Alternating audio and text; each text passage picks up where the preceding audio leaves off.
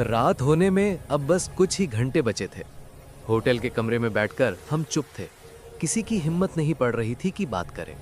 बस समंदर की लहरों की आवाज खिड़की से टकरा रही थी और दूर दूर से आती फॉग हॉर्न की दबी दबी पुकारें, जैसे कोई पुकार रहा हो, वापस जाओ।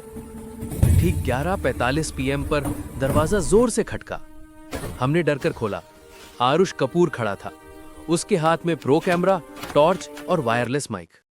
गाइस, अब पीछे नहीं हट सकते। हमने उसका पीछा किया। रात का आसमान बादलों से भरा था। हल्की ठंडी हवा में नमी थी। एक अजीब सड़ी हुई गंध आ रही थी, जैसे समंदर पुरानी कहानियों के जख्म उगल रहा हो। घाट पर पहुंचते ही हमें एक पुरानी जंग लगी छोटी नाव मिली। उसी से हमें उस बंद पड़े क्रूज तक जाना था। जैसे ही मोटर चालू हुई, पानी की लहरें नाव से टकराकर ऐसे आवाज कर रही थीं जैसे कोई फुसफुसा रहा हो। आरुष कैमरा ऑन कर चुका था। लाइव चैट जमकर चल रही थी।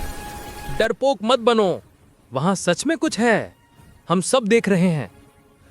समुंदर की गहराई में जाते जाते अचानक हमारा जीपीएस सिग्नल गायब हो गया और तभी क्रूज नजर आया, पहले से भी ज्यादा भयानक। उसकी खिड़कियों में अंधेरा ऐसा था जैसे अंदर रात बंद हो। जैसे ही हमने जहाज पर कदम रखा, लोहे की वो जंग और नमक की तीखी गंध हमारी नाक में चुभी। फर्श पर समुद्री शैवाल उगी थी। दीवारों पर पुराने हाथों के निशान, सूखे दबे हुए, जैसे किसी ने अंदर से खरोचकर भागने की कोशिश की हो। हमने लाइट जलाई। डेक पर अंदर का रास्ता था। जैसे ही हम भीतर गए, ठंडी हवा हमारे कानों में सीटी मारने लगी। लगा मानो कोई साथ साथ चल रहा है, लेकिन दिख नहीं रहा। अचानक परंत पीछे से ठक ठक ठक कदमों की आवाज। हमने पलटे, मगर पीछे कुछ नहीं। आरुष बोला, यहां समंदर फैंटम फ्रीक्वेंसी पैदा करता है, दिमाग ट्रिक खेलता है। लेकिन उसकी आवाज भी कांप रही थी। आगे बढ़ते हुए हमें एक पुरानी नेम प्लेट मिली, कार्गो होल्ड, एक्सेस रिस्ट्रिक्टेड। हम अंदर घुसे। वहां हड्डियों जैसी सफेद आकृतियां टंगी हुई थीं, लेकिन देखते ही पता चला कि ये मछलियों के कंकाल थे, दशकों से सूखे हुए लेकिन बिल्कुल तरतीब से लटके। किसने और क्यों? रूहान फुसफुसाया। तभी अचानक जहाज हिला। हम सब गिर पड़े।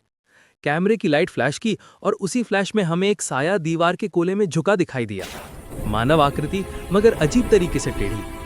कैमरा फिर से फ्लैश हुआ और वो साया गायब। हम हाफते उठे। आरुष लाइव चैट पढ़कर बोला, दर्शकों को भी वही साया दिखा है, 3 लोगों ने टाइम स्टैम्प भेजा है। एकदम सन्नाटा। हमने क्रूज के निचले हिस्से की ओर बढ़ना शुरू किया। अचानक पुरानी अलार्म बेल खुद ब खुद बजने लगी, धीमी, घुटी हुई, जैसे डूबी आवाज सतह तोड़कर चीख रही हो।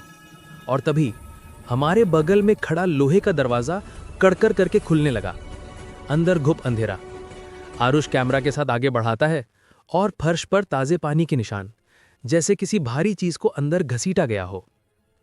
हमारे पैरों के नीचे डेक की सतह हिल रही थी। अचानक ऊपर वाले फ्लोर से चीख गूंजी, मानवीय आवाज, लेकिन डूबी हुई। हम तीनों एक दूसरे को देखते रह गए और तभी वही साया हमारे पीछे से फुसफुसाया, तुमको नहीं आना चाहिए था। रोशनियों की लाइट्स फ्लिक करने लगी और लाइव चैट में एक नई लाइन लगातार स्पैम होने लगी, stop the stream, stop the stream. पर अब बहुत देर हो चुकी थी।